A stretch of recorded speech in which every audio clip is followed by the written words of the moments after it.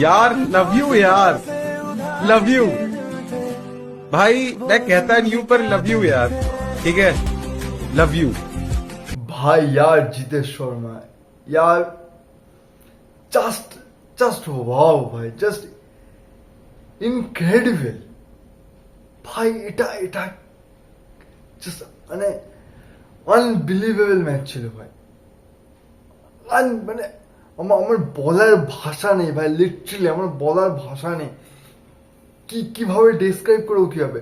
আমি আমি একটা মানে আমার ভিতরে একটা ফিলিংস আমি বলি, যখন ঋষভ পান্ত 3-এ নামলো ওই টাইম থেকে বলি, ঠিক আছে, ফার্স্ট উইকেট পড়লো খুব সুন্দর ইয়র্কার বলে বোল্ড, ঋষভ পান্ত 3-এ ব্যাট করতে নামলো। আমি ভাবলাম ঋষভ পান্তের এবছর ভালো চলছে না, সো ঠিক আছে সময় দেখুন আউট হবে, চাপ হলো পুরানার মার্চ নিয়ে আমার ছিল ভালো কথা। ঋষভ পান্ত এদিকে পড়ে যাচ্ছে, ওদিকে উল্টে যাচ্ছে, এদিকে এর ঘাড়ে উঠে যাচ্ছে, ওর ঘাড়ে উঠে যাচ্ছে, এইসব করে করে 50 মারলো। তো আমি ভাবলাম যে ঠিক আছে ভালো, মানে 50 মেরেছে, ঠিক আছে। আস্তে আস্তে দেখি আবার এদিকে পড়ে যাচ্ছে, ওদিকে পড়ে যাচ্ছে, এখানে লেগে যাচ্ছে, ওখানে লেগে যাচ্ছে, এইসব করে টোরা 100। আমার ভাই তখন মানে স্কোর দেখে আমার লিটারালি আমার ভাই মানে মন মেজাজ খারাপ হয়ে গেছে। আমি আবার মানে ওই যে ব্রেকটা লাগলো, পুরো মানে কি আমাদের ফ্লো নষ্ট হয়ে গেল, মানে টিমটার এত খারাপ হয়ে গেল। এইটা ভেবে ভাই লিটারালি আমার খুবই মানে মুড খারাপ ছিল কি, মানে এরকম হচ্ছিল যে ঠিক আছে ভাই, খুবই ডিসঅ্যাপয়েন্টেড টাইপের। তারপর ঠিক আছে দাদা, আবার আগের দিনের মতো সেম সিচুয়েশন, আবার না ম্যাচ হেরেছে। তারপরে আস্তে আস্তে সেকেন্ড ইনিংস স্টার্ট হলো, সল্টার কোহলি আস্তে আস্তে খেলাটাকে ধরে করছে সেকেন্ড ওভার থেকে। ফার্স্ট ওভারে তোমার স্টার্টিংয়ে 4 হলো, তারপরে অতটা রান আসেনি, বাট সেকেন্ড ওভার থেকে বাউন্ডারি আসছে, রান আসছে, বাউন্ডারি আসছে, রান আসছে, এইসব হওয়ার পরে ভাই মানে একটু আস্তে আস্তে মনে একটু যাচ্ছে যে তাহলে কি হয়ে যাবে রানটা। বাট ভাবছি ভাই মানে একটা দুটো রান না, 228 রান ভাই, নট ইজি আর 228 রান করাটা কি থোড়ি এত ইজি। সো ভাই আমি মানে খুবই মানে ঠিক আছে ভালো খেলছে। তারপরে সল্ট আউট হল, সল্ট আউটটা ভাই খুব গায়ে লাগলো ভাই। সল্ট চেষ্টা করলো আপার কাট টাইপস মার, লাগলো, লেগে উঠে গেল। সো সল্টের আউট, ওই তো ভাই হয়ে গেল আস্তে আস্তে। তারপরে পাটিদার নামলো। আমি একটা জিনিস এক্সপেক্ট করছিলাম ভাই আর কিচ্ছু না, জাস্ট পাটিদার আজকে ভাই ভালো খেলুক ভাই, আর কিচ্ছু না, আজকে জাস্ট ভালো খেলুক ভাই। ক্যাপ্টেন মানে সেই রজত পাটিদারকে আমরা দেখতে চাই। এই বছরের শুরুর দিকে দেখতে পেয়েছিলাম, তারপরে যেন হঠাৎ করে কি হয়েছিল। So please Rajat Patidar, please Rajat Patidar, তোমার একটা এজে লেগে 4 গেল, তোমার সুন্দর একটা স্মুথ একটা ফ্লিকে 6 মারা গেল, এই তো খেলা জমে উঠেছে। রজত পাটিদার আউট হলো, পরে বলে লিয়াম লিভিংস্টন আউট, হয়ে গেল ভাই শেষ। আর চাপ ভাই, বহুত চাপ ভাই। তারপরে তোমার আস্তে খেলে বিরাট কোহলি আউট হলো, ভাই খেলা দা এন্ড, তাহলে খেলতে হচ্ছে মুম্বাইয়ের সাথে, চাপের ম্যাচ। আমার জাস্ট মানে আমি ভেবে নিস ভাই ফাইনাল।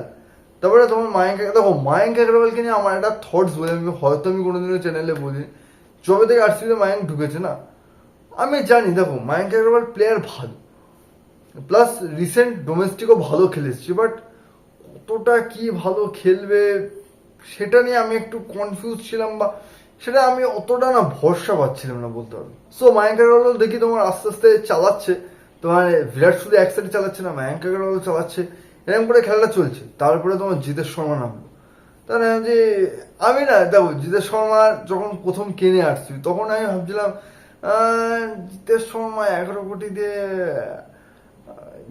কেমন, মানে এই মায়াঙ্ক আগ্রওয়ালের মতো আমি ঠিক ভরসা পাচ্ছিলাম না। জানি ভালো প্লেয়ার, বাট আমি ভরসা পাচ্ছিলাম না। মুম্বাইয়ের ম্যাচটা ভালো খেললো, তাহলে ঠিক আছে ভালো। তারপরে তোমার প্রতি ম্যাচে এক্সপেক্ট করি আজকে একটু ভালো খেলে দেখি, ভালো আসে না। এবার আমি এই জিতেশ শর্মার কাছ থেকে খুব এক্সপেকটেশন রাখিও নি আমি। আমার ডাইরেক্ট এক্সপেকটেশন লাস্ট ছিল ভাই রোমারিও শেফার্ড। সো তার আগে কোনো এক্সপেকটেশন ছিল না ভাই জিতেশ শর্মার থেকে। যে সময় টুকটুক করে খেলছে, ভালো শট খেলছে ভাই। জিতেশ শর্মার 50 কাছে হলো, চারিদিকে কমেন্ট্রিতে তো বলছে ভাই 50 হবে আউট। দেখে সেটা সাইন করেও ফেলেছিল, ঠিক আছে। তারপরে দেখে নোবল, আর নোবল দিয়ে যদি তোমাদের ডাউট থাকে বলে দিয়ে ভাই, নিয়ম অনুসারে ভাই আমি শুধু আরসিবির ফ্যান বলে বলছি না, বাট আমার মনে হয় না কোনো ভুল ভাই। আমার মনে হয় কি ভাই, মানে লিগাল নো বল হয়েছে ভাই, একটা হোয়াইট লাইনে পা ছিল, নো বল হয়েছে। মুম্বাইয়ের ক্ষেত্রে অনেক সময় দেখবে মুম্বাইয়ের বোলাররা হোয়াইট লাইনে পা থেকে নো বল দেয় না, এই জিনিসটা, বাট ওটা নো বলের নিয়ম অনুসারে নো বল, ওটা তোমার ঠিকঠাকই ছিল। তারপরে তোমার তোমার পরের বলছি 6 মিনিটে তোমার হাফ সেঞ্চুরি করলো, খুব ভালো। আস্তে আস্তে আস্তে খেলায় করতে করতে ভাই জাস্ট জিতিয়ে দিল। এত রান চেস করেও জেতা যায় এত প্রেশার ম্যাচে। দেখো যতই কোয়ালিফায়ার হচ্ছে যতই হচ্ছে, বাট ওই একটা প্রেশার থাকবেই, top to pressure. So pressure match তো ছিল, সেখানেও 5-এ না কত নেমেছে জিতের সঙ্গে, সেখানে নেমেও তো এত ভালো খেলা যায়। 5-এ না 6 মেবি, যাই 5-6 কিছু নেমেছিল, সেখানেও এত ভালো খেলেছে। লাভলি ভাই, লাভলি ভাই, অসাধারণ ভাই। জিতের শর্মা ভাই যত প্রশংসা করবো তত কম ভাই। জিতের শর্মা সবসময় ভালো খেললেই ডিকে কে তোমার বলে যে দীনেশ কার্তিকের এর পিছনে অনেক অবদান আছে। ভাই আমি বলছি ইন্ডিয়া টিমে দুজন আছে অ্যাজ আ কোচ হিসাবে, চরম ভাই, চুমু ভাই। এক হলো দীনেশ কার্তিক, এক হলো অভিষেক নায়ক। ভাই এরা দুজন লেজেন্ড মানুষ ভাই, লেজেন্ড মানুষ। সো যাই তোমার দীনেশ কার্তিকের তো প্রশংসা করলো, প্লাস দীনেশ কার্তিক একটাই বলো ভাই, প্লেয়ারের ভেতর থেকে যে মশলা মশলা বার করে আনো না ভাই, তার পুরো নিংড়ে নেওয়া এই জিনিসটা যে অসাধারণ, অসাধারণ ভাই, দারুণ। কিন্তু কিন্তু জিতের সঙ্গে প্রশংসার মাঝখানে আমাদের মায়াঙ্ক আগারওয়ালকে ভুললে চলবে না ভাই। প্লেয়ারটা লিটারালি বলা যায় মানে যার রিপ্লেসমেন্টে এসছে দেবদূত পাডিক্যালের পুরো কপি পেস্ট, একদম ঠিকঠাক একদম রিপ্লেসমেন্ট বলছে ভাই। এক সাইডে ম্যাচ তো ধরেছিল, প্রয়োজন পড়লেও মেরেও ছিল, ঠিক জায়গায় রানটা করছে, যখন সিঙ্গেল ডাবল চালাচ্ছে ঠিক জায়গায় রানটা করছে, কাইন্ড অফ বিরাট কোহলি টাইপের। বা বলতে পারো বিরাট কোহলি যে জিনিসটা খেলে প্রতিটা ম্যাচে, সেই জিনিসটা মায়াঙ্ক আগারওয়াল খেলেছে ভাই, মানে অ্যাঙ্কারের মতো খেলা। সো মায়াঙ্ক আগারওয়ালের ভাই 50 হলে আর আমি খুশি হতাম। সো যাই হোক তোমার 40 গ্রেট গ্রেট, যে জায়গায় 40টা এসছে গ্রেট।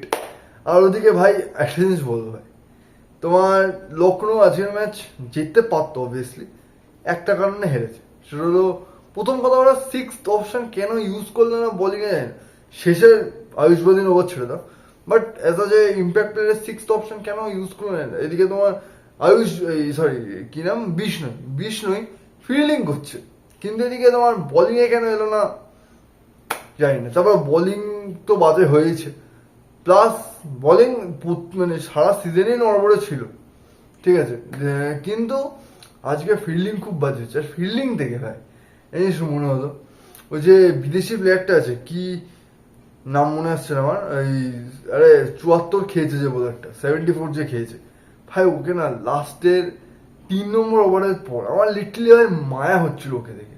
ও বেচারা পরপর 2টো উইকেটও পেলো, বাট 4টে ওভারে মার খেয়েছে ভাই, 4টে ওভারে বহুত মার খেয়েছে। যে ওভারে এসছে সে ওভারে মার খাচ্ছে, এমন না যে কোনো পার্টিকুলার একটা বা 2টো ওভারে খেয়েছে, 4 ওভারই মার খেয়েছে।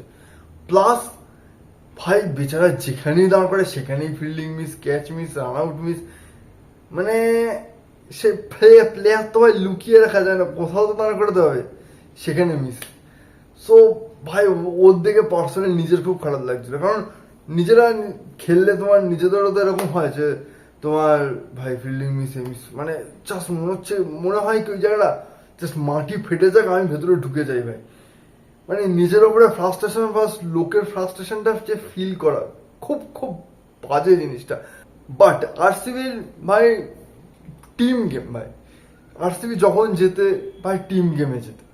একটা জিনিস আমার মনে হয়েছিল লিয়াম লিভিংস্টনের জায়গায় ভাই যদি তোমার টিম শেফার্ডকে ট্রাই করতো, কারণ লিয়াম লিভিংস্টন বোলিং তো করালো না, তো বোলিং যখন করালো না টিম শেফার্ডকে ট্রাই করতে হবে। টিম শেফার্ড ভালো ফর্মে আছে, রিসেন্ট ভালো খেলছেও, শুনেছি নাকি এই নেটে আরসিবি নেটে এসেও নাকি ভালো খেলেছে।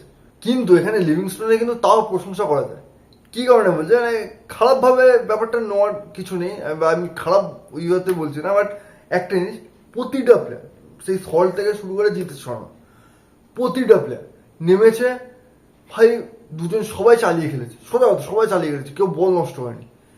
প্রায় মানে 150-200 উপর সবার স্ট্রাইক রেট আছে।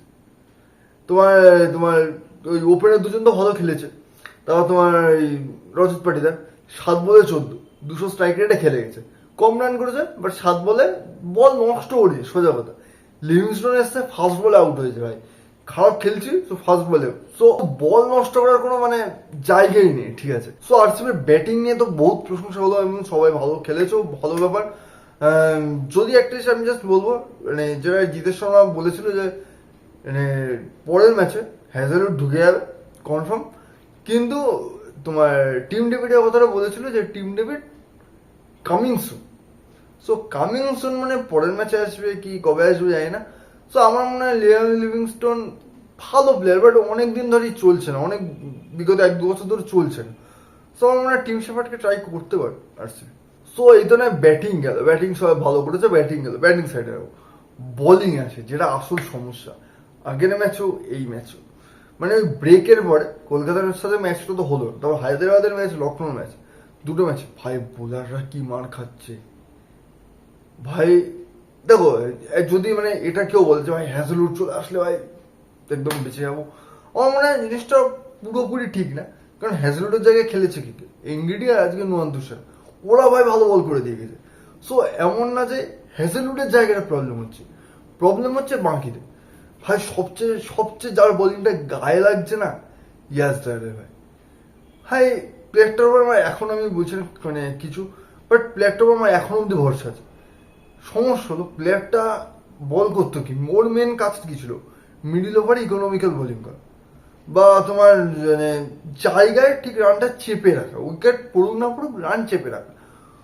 সো ভাই ক্রুশিয়াল জায়গায় মার খেয়ে যাচ্ছে, সবচেয়ে গায়ে লাগছে ওটা। প্লাস শেষের দিকে এসে ভুবনেশ্বর কুমারও মার খাচ্ছে, প্লাস স্পিনে তোমার সুয়েশ শর্মাও মার খাচ্ছে, আগের তুলনায় ভাই মার তো খাচ্ছে সুয়েশ শর্মা। প্লাস তোমার আজকে কেন কুনাল পান্ডেকে তোমার করলো না আমি বুঝলাম না। তোমার ভালো ওভার করলো তারপরে পুরো আর মানে আর বাকি ওভার করলো না কেন যায় না। ওদিকে রোমারিও শেফার্ড তাও পার্ট টাইম বোলার, ওইভাবে কিছু বলে না, বাট রান যেটা খায় সেটা তো গায়ে লাগে। সো যাই হোক পরের ম্যাচে তো হ্যাজেলউড ঢুকছে, দেখা যাক টিমে কতটা কি উন্নতি হয়। আর এমনিও শুধু বোলিংকে দোষ দিলে ওইভাবে ঠিক হবে না ব্যাপারটা। আমার যেটা মনে হয় দোষ কিছুটা ক্যাপ্টেন্সিরও আছে, জিতেশ শর্মার ক্যাপ্টেন্সিটা অতটা ভালো হচ্ছে না। কেসটা এরকম যে মানে জিতেশ শর্মার কিপিং বলো ব্যাটিং বলো এই দুটো খুব ভালো হচ্ছে, বাট ক্যাপ্টেন্সি ভালো হচ্ছে না। রজত পাটিদারের উল্টো, রজত পাটিদারের ব্যাটিং ভালো হচ্ছে না, কিন্তু রজত পাটিদারের ক্যাপ্টেন্সি ভালো, বোলিং রোটেশন ভালো। ক্যাপ্টেন্সি মানে মেন তো ওই জিনিসটা না, বোলিং রোটেশনটাই মেন জিনিস। সো ওটা ভালো হচ্ছে। সো রজত পাটিদারের মেন গেমে ফিরতে হবে, মানে ফিল্ডে ক্যাপ্টেন্সি করতে হবে রজত পাটিদার, ওটা দরকার। সো দেখা যাক প্লে অফসে Rajat Patidar as a captain আসে কিনা।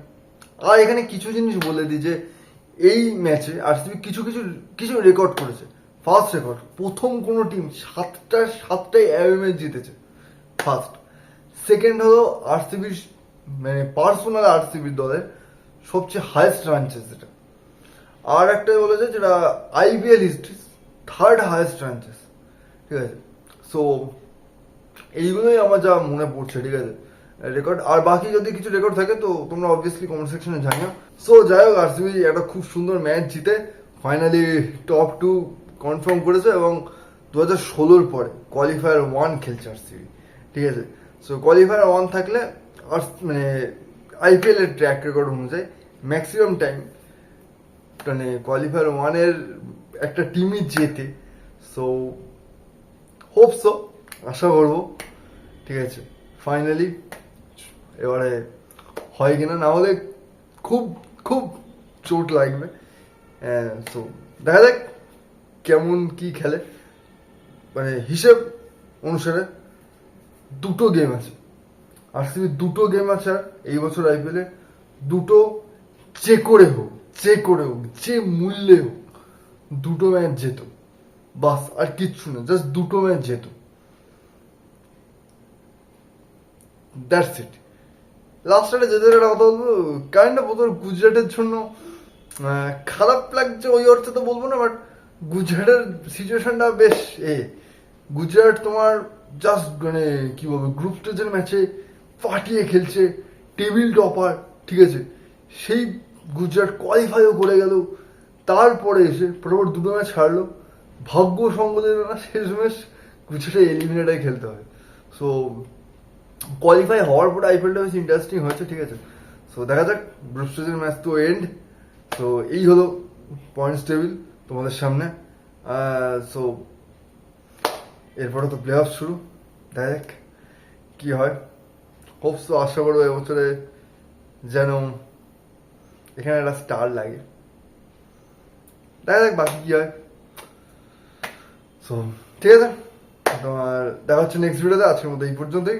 সাবস্ক্রাইব করো অবভিয়াসলি, ঠিক আছে, সাথে থাকো। দেখা হচ্ছে নেক্সট ভিডিওতে, বাই।